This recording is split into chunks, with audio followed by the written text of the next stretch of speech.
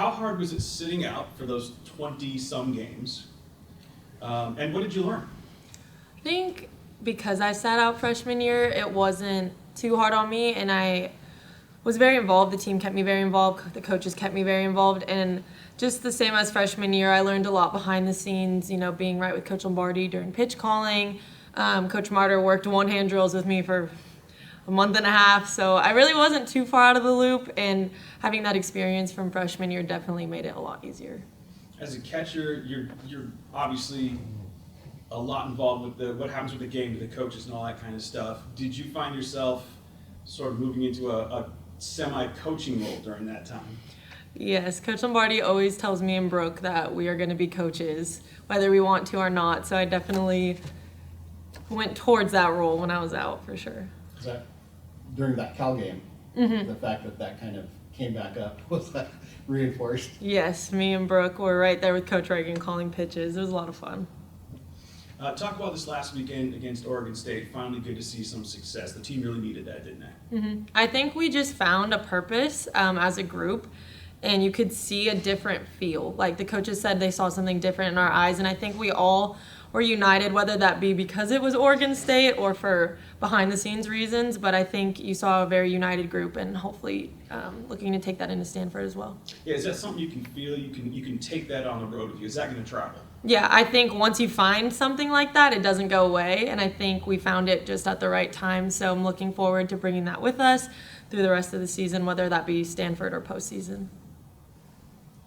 When you were batting leadoff, one of the things that I won't say an issue, but different than, say, Hannah, you jump on pitches a lot. So I think if I looked at your pitch counts, your tracker, you were 1 or 2 pitches in and you were putting the ball in play.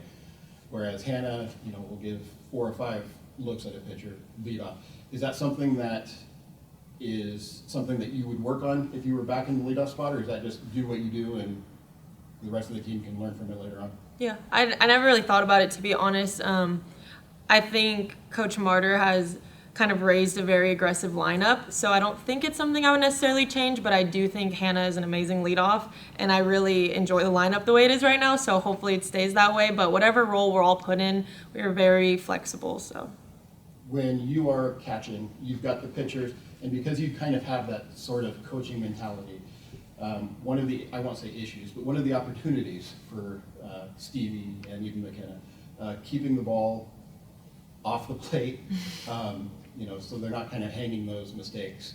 Is that something that you talk to them in game, or is that more kind of in game is in game and practice is practice? What do you guys learn from those? yeah, I mean, it's definitely something we talk about in both settings. If you pay attention, in between each inning, me and the pitcher are with Coach Lombardi, and we're just going over that inning. And, even mid-inning, that's an adjustment we can make. I think they're both very open to, opinions and coaching, and it's really nice to have both of them on the mound just listening to me because I am older. So, yeah, that's an adjustment we'll make at any point in time. You'd said early in the season that you were kind of fired to Brooks Ice. I guess just trying to expand on that analogy. Every team, everyone has their roles, but teams need, at least the good teams have, an enforcer, kind of a, someone who, no nonsense, gets in your face if need be. Maybe that's overstating, but you know what I mean. Yeah. Who is that on this team? I would say that it's me for the most part, and I think Paige, as a younger player, has done a great job filling that role for the younger athletes, and then I kind of take over the whole of the team. But I think everyone on this team has the opportunity to be a leader, but I'm definitely not afraid to jump people just because I am older. But we have really good chemistry, and if anybody were to do that on any given day, I think there would never be an issue. Going into this weekend, Stanford is more of a pitch by committee. They don't, I wouldn't say necessarily have an ace per se. Not that it's an issue, but one of the opportunities that this offense has had struggles with is getting dialed in on an individual pitcher. So when they make several pitching changes, do you see that as being something that you guys are going to be prepared for, or do you think it might take that extra inning to kind of get dialed in and make those adjustments?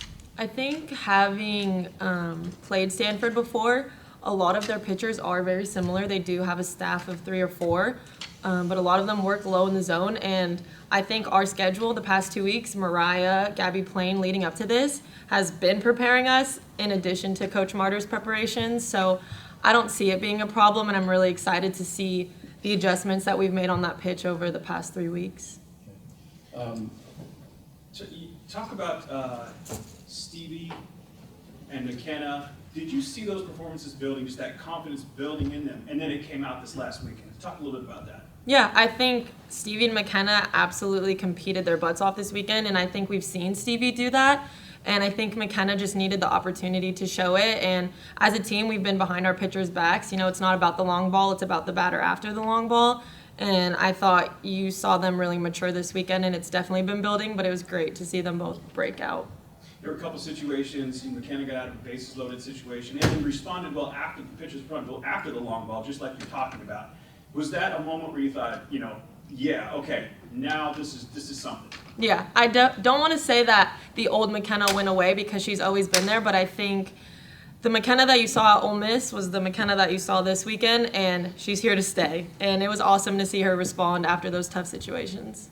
In general, the team, they've had the opportunities even during that rough patch. Coach had said that it was just kind of a matter of building on those opportunities and finding that success. What was the mindset, in your opinion, if you could characterize the mindset of the team? Because they were tough, but the Pac-12 is a grinder. It shows you your flaws and will embarrass you if you don't fix them. Yeah, I think all year our mindset has been to not be denied. This team grinds. Coach Lombardi refers to us as prize fighters, and every time we get punched, we get back up, and that is something that is in our culture. It's enrooted in this program, and you've seen it all year, and you're going to continue to see it.